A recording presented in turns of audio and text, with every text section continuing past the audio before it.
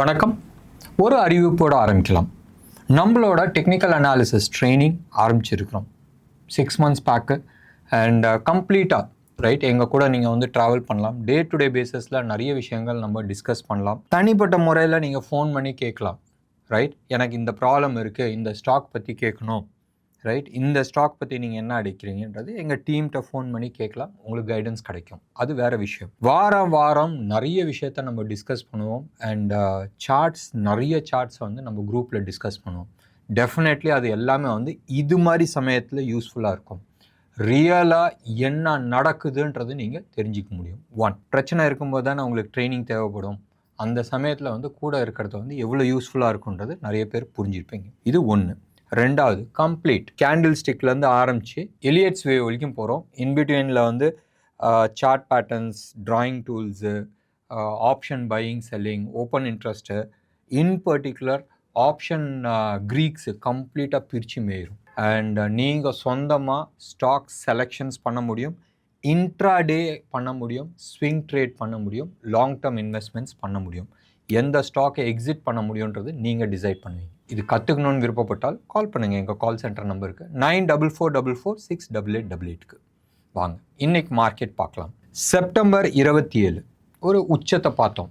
Right, almost 26,500 வச்சிங்களா, ஒரு point கம்மி.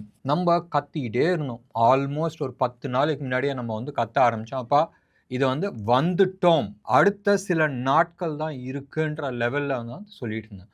Almost 6 monthsக்கு முன்னாடியே வந்து நான் சொன்னேன் ஒரு பெரிய ஃபால் இருக்குது. சாதாரண ஃபால் இல்லை, பெரிய ஃபால் இருக்குன்றது.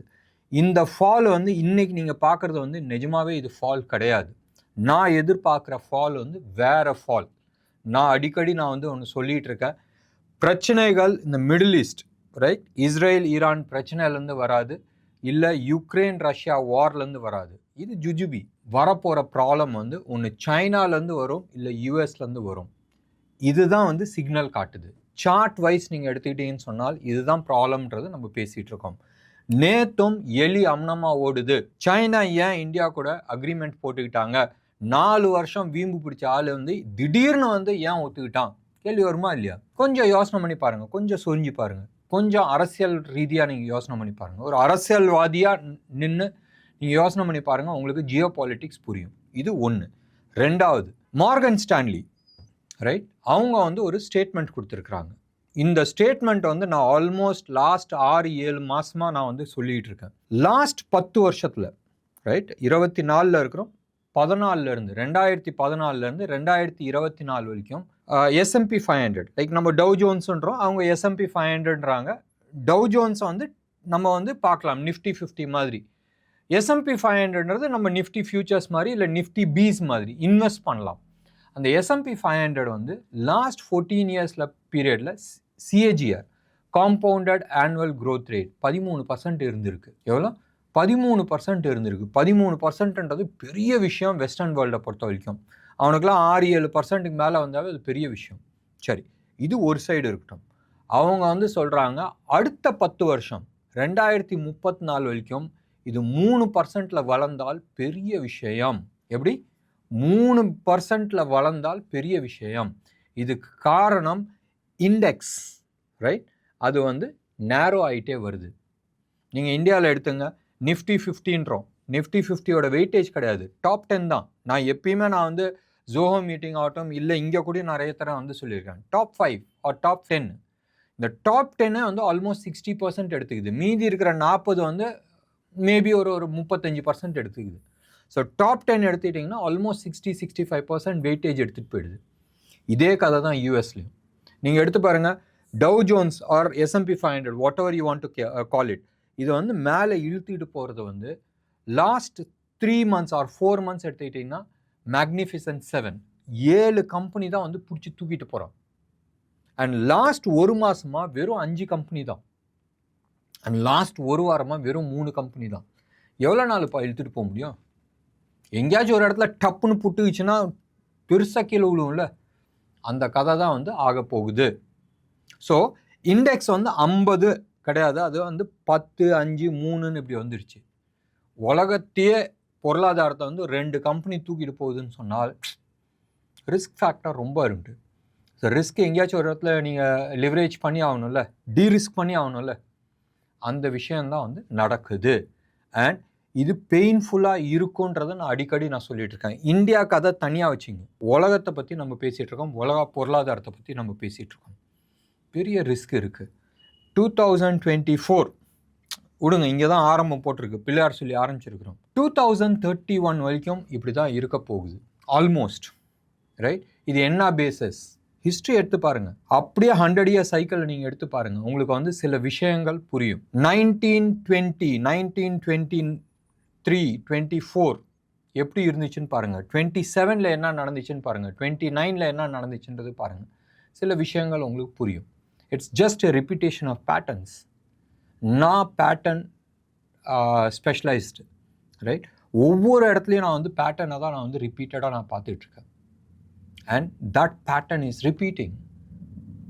சரி, இது வந்து உலகத்தை பொறுத்த வரைக்கும். இந்தியாவை பொறுத்த வரைக்கும் எஸ், கீழே விழுவும், பெருசாக கீழே விழுவும், அண்ட் ரிஸ்க் ஃபேக்டர் நிறைய இருக்குதுன்னு நான் சொல்லிகிட்டு இருந்தேன். வேவ் 5 முடிஞ்சிச்சுனால் கீழே உழுவுற ஸ்பீடு வந்து பயங்கர ஃபாஸ்ட்டாக இருக்கும்னு நான் சொன்னேன். சார்ட்லேயும் நான் வச்சு காட்டினேன், ஜோஹோ மீட்டிங்லேயும் நான் காட்டினேன், நம்ம இங்கே யூடியூப்லேயும் நான் வந்து காட்டினேன். வேவ் 5 முடிஞ்சிச்சு, கீழே பெருசாக கீழே வருது. இது ஏ, பி, இதை வந்து கவுண்டர் ட்ரெண்ட், அண்ட் சி. அந்த சி உழுவும் போதும் ஈவன் மோர் ஃபாஸ்டராக இருக்குன்றது நம்ம எதிர்பார்த்தோம். இன்றைக்கி 300 பாயிண்ட்ஸ் வரும்போதும் it was not a surprise. போன வாரம் ஆகட்டும், இல்லை இந்த பிகினிங் நேற்று முந்தா நேற்றுலாம் கூட நம்ம வந்து சொல்லிகிட்டு இருந்தோம், யூஎஸோட இன்ட்ரெஸ்ட் ரேட் ஏறிக்கிட்டு இருக்கு. தோ ஃபெட் வந்து இன்ட்ரெஸ்ட் ரேட்டை கட் பண்ணியிருக்கு, ஆனால் இன்ட்ரெஸ்ட் ரேட் ஏறிக்கிட்டு இருக்கு. பாண்ட் மார்க்கெட்டில், பாண்ட் மார்க்கெட் ட்ரேடிங் தானே, 10 இயர் பாண்ட் ஆகட்டும், 30 இயர் பாண்ட் ஆகட்டும், 50 இயர் பாண்ட் ஆகட்டும், இதில் இன்ட்ரெஸ்ட் ரேட் ஏறிட்டு இருக்கு. ஒன்று. ரெண்டாவது, கோல்டு தார்மாராக ஏறிட்டு இருக்கு. ஸோ இது ரெண்டுமே ஏறுதுன்னு சொன்னால் டெஃபினட்டாக ஏதாச்சும் ஒன்று இறங்கி ஆகணும். என்னது? ஸ்டாக் மார்க்கெட் தான் இறங்கி ஆகணும். இதுதான் ஹிஸ்ட்ரி. ஒரு நாள், 2 நாள், 3 நாள் முன்ன பின்ன போகலாம், ரொம்ப நாள்லாம் இது இழுத்துட்டு போக முடியாது.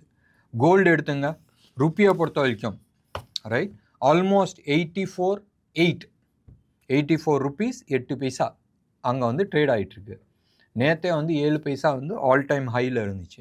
கோல்டை பொறுத்த வரைக்கும் ரைட் நவ் நான் வந்து 24 கேரட் கோல்டை நான் பற்றி பேசிகிட்ருக்கேன். 8080, ரைட், 8080 வந்து ட்ரேட் ஆகிட்டுருக்கு. இது 24 கேரட் ஹோல்சேல் ரேட், ஜிஎஸ்டியோட மணி ட்ரான்ஸ்ஃபர் பண்ணி பண்ணுறது. கேஷ் மார்க்கெட் பற்றி பேசல. கேஷ் மார்க்கெட், இல்லீகல் மார்க்கெட், இன்னொரு 50-100 ரூபா முன்ன பின்ன இருக்கும். நிறைய டைம் வந்து கேஷ் மார்க்கெட் வந்து அதாவது அன்அஃபிஷியலாக வாங்குறது வந்து ஜிஎஸ்டி ரேட்டோட ஜாஸ்தியாக இருக்கும், ரைட்? அதிசயமாக இருக்குல்ல. மார்க்கெட்டில், கோல்டு மார்க்கெட்டில் என்னென்ன நடக்குதுன்றது உள்ளே வந்து பாருங்கள், உங்களுக்கு தெரியும். நிறைய விஷயம் யூடியூப்பில் பேச முடியாது. சரி, சில்வரை பொறுத்த வரைக்கும் 1,1700, ரைட், 1,1700 ரூபாயில் ட்ரேட் ஆகிட்டுருக்கு. இது வந்து சில்வரை பொறுத்த வரைக்கும். ஸ்டாக் ஸ்பெசிஃபிக்காக நம்ம இன்றைக்கி பேசுகிறதுல அர்த்தம் கிடையாது. செக்டாரில் எல்லா செக்டாரையும் போட்டு மிதிச்சிட்டாங்க.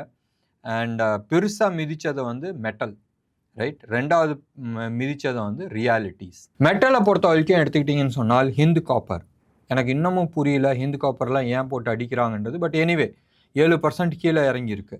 அண்ட் இந்த சைடு வந்து ஏபிஎஃப்எல், ரைட், ஆதித்யா பிர்லா ஃபேஷன், இதெல்லாம் வந்து தீபாவளிக்கு வந்து நல்லா சேல்ஸ் ஆகிருக்கணும். அண்ட் ட்ரெண்ட்ஸ் வந்து நல்லா உளுந்திருக்கு, கம்மியாக உளுந்திருக்கு. பட் ஆதித்யா பிர்லா ஃபேஷன் வந்து ஆல்மோஸ்ட் 5.5% கீழே விழுந்திருக்கு. ரியாலிட்டியில் வந்து ஓப்ராய் ரியாலிட்டி கம்மியாக விழுந்திருக்கு, வெறும் 2.5% கீழே விழுந்திருக்கு. வேற காட்ரேஜ் ப்ராப்பர்ட்டி ஆகட்டும், டிஎல்எஃப் ஆகட்டும் 5.5%, 4.5% கீழே விழுந்திருக்கு, பெருசாக கீழே விழுந்திருக்கு. Anyway we will not go into those things. And இன்னைக்கு வந்து சியூபி, நம்பூர் ஆள், சிட்டி யூனியன் பேங்க் நல்ல ஒரு அப் மூவ் கொடுத்துருந்துச்சு. ஆல்மோஸ்ட் 12.5% அப்பாச்சு. டீட்டெயில்ஸ்குள்ளே போக வேணாம், அது ஷார்ட் கவரிங்னால ஆச்சா இல்லை நியூஸ்னால வந்துச்சா, வி வில் நாட் டிஸ்கஸ். ஏன்னு சொன்னால் இந்த நியூஸை எடுத்துகிட்டு போய் நாளைக்கு ட்ரேட் பண்ண முடியாது. இன்றைக்கி ஓப்பன் இன்ட்ரெஸ்ட் வச்சு யாரெல்லாம் ட்ரேட் பண்ண முடியும்னு நினச்சாங்களோ முடியல. ஒன்று. ரெண்டாவது, நான் அடிக்கடி சொல்லிகிட்டு இருந்தேன், 24,600 உடச்சிச்சின்னு சொன்னால் பெருசாக கீழே விழுவும் நம்ம பேசிக்கிட்டு இருந்தோம். அண்ட் இன்றைக்கி உடச்சி அது கீழே தான் வந்து க்ளோஸ் ஆகிருக்கு. க்ளோஸ் ஆன லெவல் வந்து ஃபியூச்சர்ஸ், நான் சொல்கிறது ஸ்பாட் கிடையாது, ஃபியூச்சர்ஸ் 24,525 நின்று இருக்குது.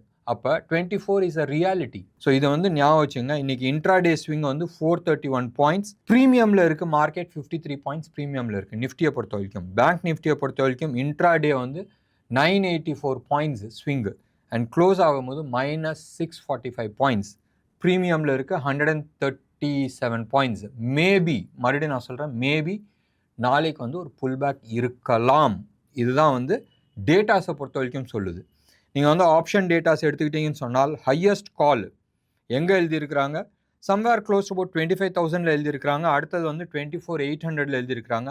ஆனால் இன்னைக்கு இன்ட்ராடேயில் வந்து சேஞ்ச் இன் ஓப்பன் இன்ட்ரெஸ்ட் நம்ம பார்ப்போம் தெரியுமா, அது 24,600 எழுதியிருக்கிறாங்க. ஸோ ஒரு 70 பாயிண்ட் தள்ளி மேலே எழுதியிருக்கிறாங்க. புட்டை பொறுத்த வரைக்கும் 24,500 அண்ட் 24,400 எழுதியிருக்கிறாங்க. ஹையஸ்ட் வந்து 24 எழுதியிருக்கிறாங்க, தள்ளி எழுதியிருக்கிறாங்க. இந்த ரெண்டும் எடுத்துக்கிட்டிங்கன்னா ரேஞ்ச் வந்து ஆல்மோஸ்ட் 1000 பாயிண்ட்ஸ் ரேஞ்சில் இருக்குது. பயம் இல்லை, பெருசாக மூவ் ஆகிருக்கு. இன்றைக்கி வந்து பேங்க் நிஃப்டியில் 1000 பாயிண்ட்ஸ் ஸ்விங் ஆகிருக்குனால் டெஃபினட்டாக பயம் இருக்கும். ஸோ இன்றைக்கி இதுதான் வந்து கதை, ரைட். அண்ட் இன்டர்நேஷ்னல் மார்க்கெட் எல்லாமே வந்து ஃப்ளாட் நெகட்டிவாக இருக்குது. ஊரில் எது வேணால் பேசிட்டோம், but actual Jio political scenario ரெண்டு அமைதியாக உட்காந்துட்டு இருக்க ஆளுங்க. ஒன்று யூஎஸ், இன்னொன்று வந்து சைனா. இந்த ஈரான் இஸ்ரேல் வார் ஆகட்டும், யுக்ரைன் ரஷ்யா வார் ஆகட்டும், இதெல்லாம் வந்து ரியல் டைனாமிக்ஸ் சேஞ்ச் ஆகாது. வெயிட் பண்ணி பார்க்கலாம். நாளைக்கு டேட்டாஸ் வச்சு நிறைய விஷயத்தை டிஸ்கஸ் பண்ணலாம். இன்றைக்கும் எஃப்ஐஐஸ் க்ளோஸ் அபவுட் ஆல்மோஸ்ட் 3,500 க்ரோஸ்க்கு மேலே விற்றுருக்குறாங்க. எக்ஸாக்டாக பார்த்துடலாமே என்ன ஆகிட போகுது. ஆல்மோஸ்ட் 3,976, 4,000 வச்சிங்களா, ஒரு 24 கோடி ஜாஸ்தி போட்டால் 4,000 கோடி வரப்போகுது. நம்ம ஆளுங்க ஆஸ் யூஷுவல் 5,867 கோடிக்கு வந்து வாங்கியிருக்கிறாங்க. எனிவே இவ்வளோ இன்ஃபேக்ட் டிஐஐஸ் இவங்க விற்றதோட ஜாஸ்திக்கு வாங்கியிருக்கிறாங்க. பட் இவங்க வாங்கின விஷயம் வேறையாக இருக்கும், இவங்க விற்ற விஷயம் வேறையாக இருக்கும். ஹெவி வெயிட்ஸ் எல்லாமே வந்து இன்றைக்கி விற்றுருக்குறாங்க. அண்ட் டிஐஐஸ் டின் பை தாட். நல்ல விஷயம். எது வேல்யூ இருக்கோ அது வாங்கிட்டு போகிறது புத்திசாலித்தனம். என்ன நேயர்களே, இன்றைக்கி ப்ரோக்ராம் உங்களுக்கு யூஸ்ஃபுல்லாக இருந்துச்சுன்னா லைக் பண்ணுங்கள், ஷேர் பண்ணுங்கள். டெஃபினட்டாக உங்களோட கமெண்ட் பாக்ஸில் கொடுங்க. நன்றி, வணக்கம்.